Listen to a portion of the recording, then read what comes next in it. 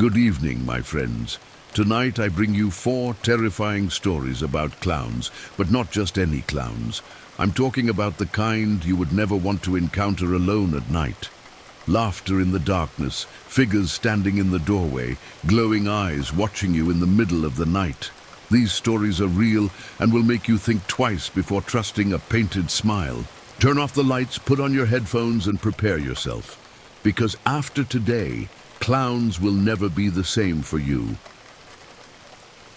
We moved into an old house in a quiet suburb in Ohio. It was a spacious place, perfect for my 6-year-old daughter Emily to grow up. She always loved bedtime stories, so she was excited when we found a small pile of children's books in the attic. Among the fairy tale books and ordinary stories, there was one that caught my eye, Mr. Jingles' Songs. The cover was faded red, with a poorly drawn picture of a smiling clown, his eyes large and empty, and an exaggerated smile, almost too torn to be human. Emily grabbed the book before I could react and jumped into bed. "I want this one, Daddy. It looks fun." I didn't like the way that clown was drawn, but it was just a children's book, right? That night I sat next to her and started flipping through the pages. They were nursery rhymes about a clown named Mr. Jingles, who loved to play with children. I chose one of the songs and began to sing quietly. "Close your eyes, but just a peek. If you fall asleep, I'll come so sleek. We'll play and laugh until the dawn, but only if you let me on." Emily, who usually laughed at the stories, became strangely quiet. "I don't like that song," she murmured. I looked at the illustration next to the song. The clown was there, but now he seemed closer to the children in the drawing, as if he were leaning over them. "It's just a silly song, honey. Let's choose another one." But Emily was already lying down, facing the wall, as if she didn't want to look at me. That night I woke up to a noise coming from her room, a hiss, something between a muffled laugh and a dragging whisper. I went to the room. Emily was sitting on the bed, facing the window, her back to me. "Sweetie?" She turned slowly, and she was smiling, a wide smile, too wide. "He sang to me, Daddy. Now I know the whole song."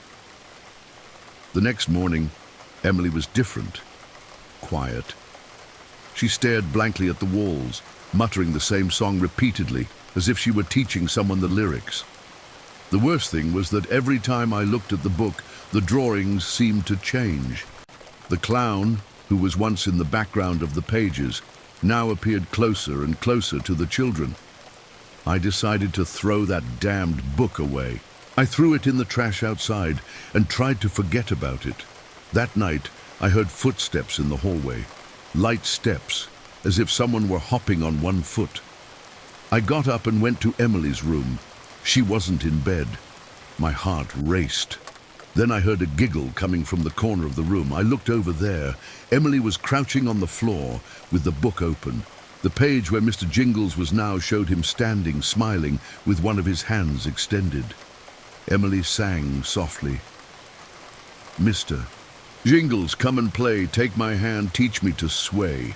My eyes went to the window, and that's when I saw it. 2 white hands holding the sill, and a face slowly rising. A clown, the same one from the book, Mr. Jingles. He winked at me and whispered, "Can I come in now?"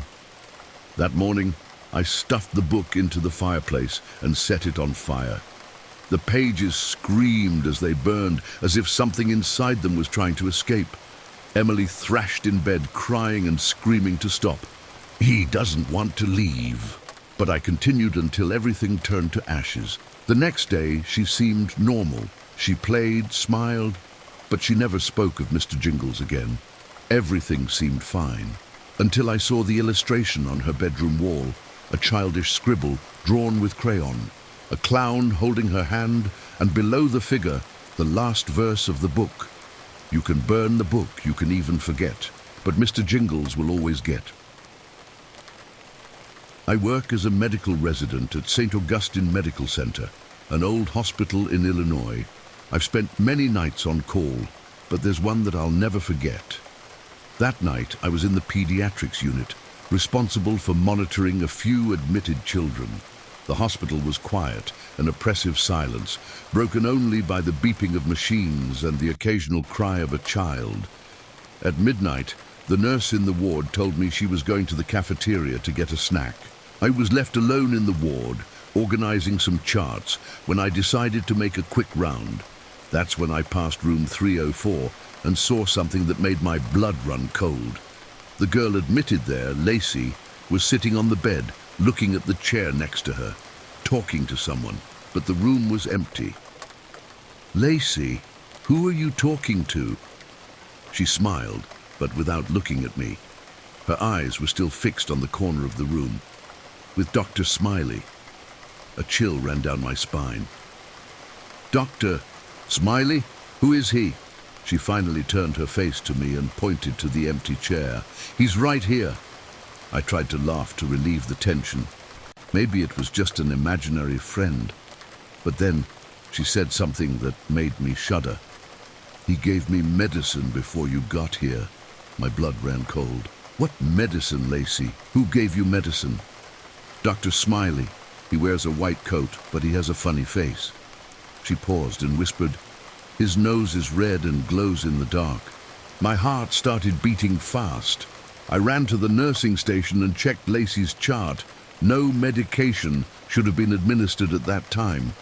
I started rummaging through the drawers to make sure no medication had been removed. Everything was in place. Then I heard a strange sound, footsteps echoing in the hallway. I looked at the door, expecting to see the nurse returning from the cafeteria. But it wasn't her. A silhouette appeared at the end of the hallway. A tall man, wearing a white coat and a clown mask. His dark, sunken eyes stared at me through the dimly lit hallway. He raised a finger to his lips, gesturing for me to be silent. Then he vanished. I immediately called hospital security. We searched the hallways, checked the cameras. Nothing. No one had entered or left the hospital that night. The nurse returned and tried to calm me down, saying I must be tired. But it wasn't just my imagination. The next day, I went to the hospital archives. Something about that scene wouldn't leave my head. I started looking for old pediatrics records, anything unusual. And then I found it. A yellowed file marked with a restricted access warning. It was about a doctor named Dr. Jonathan Pierce, a pediatrician who worked at the hospital in the 80s. The nickname that patients gave him. Dr. Smiley. But the worst came when I continued reading. Dr. Pierce was accused of doping children with heavy sedatives and taking them to the hospital basement. Some of the children were never seen again, and when the police finally discovered it, he killed himself in room 304, the same room where Lacey was admitted. Convinced that this was more than just a hospital legend, I went back to Lacey's room the next night. She was awake, staring at the corner of the room. "He's back," she whispered. "What does he want, Lacey?" She turned her head slowly and smiled in a wrong way, a smile too wide for a child's face. "He wants to play with me." And then I saw it. In the reflection of the window glass behind me, a pale face with a red and exaggerated smile. The nose glowed faintly in the darkness. I turned around in a jump, but there was no one there. Just a small card on the floor, handwritten with smudged ink. The best doctors always leave a smile on their patients. Lacey was transferred the next day, but sometimes in the empty hallways of the hospital, I can still hear a low, scratchy laugh. And I smell latex and blood. When I was 16, I went to a party at a classmate's house. It wasn't anything special, just some cheap beer, bad music, and people trying to impress each other. I drank more than I should have and ended up falling asleep on the living room couch. I woke up around 3 a.m. with a dry mouth and a throbbing headache. I went to the bathroom at the end of the hall, and as I opened the door, I almost stepped on someone. There was a person sitting on the floor, leaning against the bathtub, looking at me.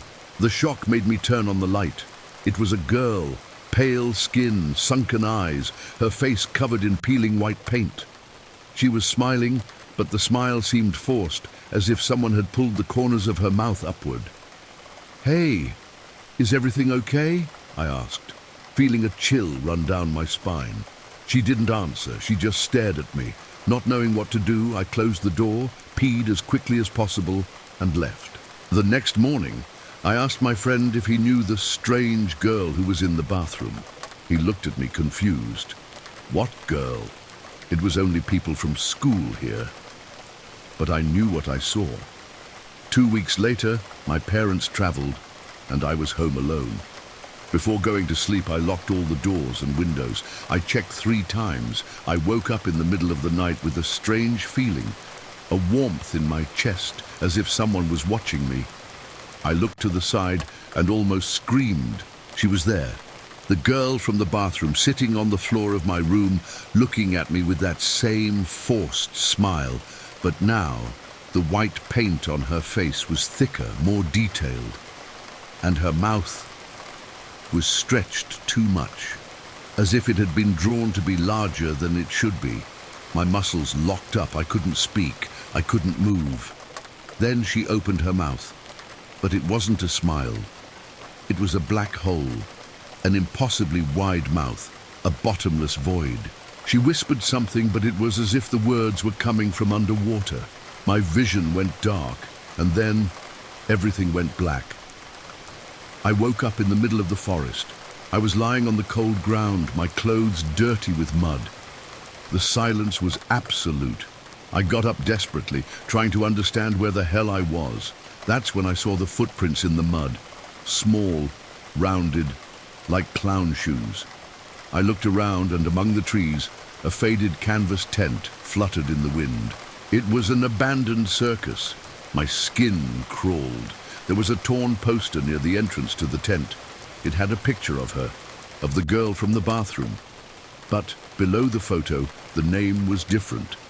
Victor Grimaldi, the faceless clown. The photo looked old, stained and yellowed with time, but it was her. I stepped back, feeling my heart pounding in my chest. Behind me, the laughter began. Low at first, then growing louder, an unnatural, wrong laugh multiplying among the trees. Then I felt a warm breath on my neck, and a hoarse voice whispered in my ear, "You brought me home." I woke up screaming. I was still in my room. Morning light came through the window. Was it a dream? I ran to the mirror and felt my stomach churn. There was white paint on my face, and my mouth was stretched. I remembered the poster, the name, Victor Grimaldi. But when I went to research, I discovered something worse. He was never a man. The faceless clown was a legend about a spirit who stole the identity of whoever saw him. With every new face he found, he changed. With every new victim, he was reborn. Since that day, I haven't slept well, because every night I hear a step in my hallway, and I feel a smile grow in the dark.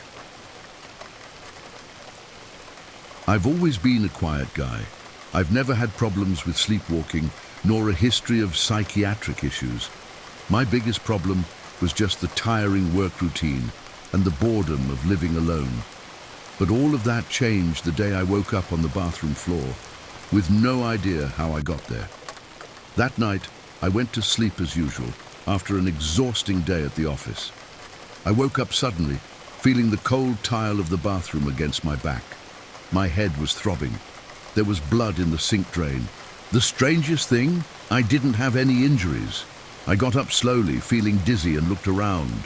The mirror was dirty, as if someone had run their hands over it. And there was something scribbled on the glass with fingers. "I'm enjoying your home." My stomach churned. I locked the bathroom door and searched the entire apartment. All the doors and windows were locked. There were no signs of forced entry. It was just a nightmare, I tried to convince myself. But I knew something was wrong. I decided to lock myself in the bedroom. I closed the door and even pushed a wardrobe against it. I wasn't going to take any risks. Around 3 a.m., I heard a muffled noise coming from the living room. It was a familiar sound, as if someone was laughing. But it wasn't a normal laugh. It was a choked sound, as if it were coming from underwater. The laughter mingled with scratching sounds. Something was rubbing against the wood of my bedroom door. I picked up my cell phone and, trembling, turned on the camera to peek under the door. The screen revealed 2 colorful shoes standing there and a white hand touching the wood. That's when I saw something reflected on the screen. I was standing behind me. In the bedroom mirror, my reflection was facing the wrong way. I was looking at the door, but my reflection was looking directly at me and smiling. I spent the day trying to understand what was happening. That's when a detail hit me like a punch in the stomach. My apartment had another resident before me, a man named Gregory Barlow. He was a retired circus performer, a clown. But Gregory didn't die here. He disappeared. The only clue the police found was a mirror broken in half and a note written with red lipstick. I finally crossed over. That night, I covered all the mirrors in the apartment. I didn't want to see my reflection, but the problem was that he wanted to see me. At 3:37 a.m., the noise started. This time it wasn't just laughter. There were 2 voices. One was mine, the other was his. I was paralyzed. Something was moving behind the sheet covering the bedroom mirror. Slowly the cloth slid to the floor, and there I was. But it wasn't me.